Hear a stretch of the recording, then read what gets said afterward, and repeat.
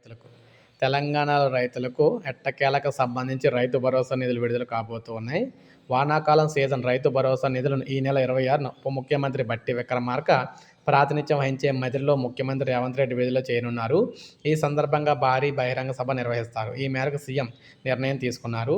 మదిరిలో బహిరంగ సభ నిధుల విడుదలకు ఏర్పాట్లు చేయాలని వివిధ శాఖల అధికారులకు ఆదేశాలు అయితే జారీ చేశారు.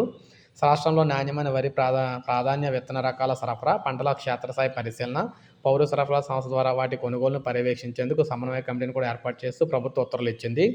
సో దీనికి చైర్మన్గా వ్యవసాయ కార్యదర్శి ఉండబోతూ ఉన్నారనమాట.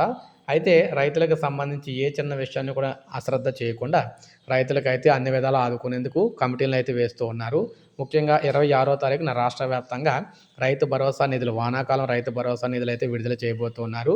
మధిర నియోజకవర్గంలో ఈ కార్యక్రమాన్ని అయితే రేవంత్ రెడ్డి గారు అయితే ప్రారంభిస్తున్నారు అనమాట. అక్కడి నుంచి రైతుల ఖాతాలకు అందరికీ కూడా ఒకేసారి, రాష్ట్ర వ్యాప్తంగా ఉన్న రైతులందరూ కూడా ఒకేసారి డబ్బులు అయితే విడుదల చేయబోతున్నారు. సో ఇది మనకు తాజా సమాచారం. ఒక లైక్ చేయండి, సబ్స్క్రైబ్ చేసుకోవద్దు, మన ఛానల్ సబ్స్క్రైబ్ చేసుకొని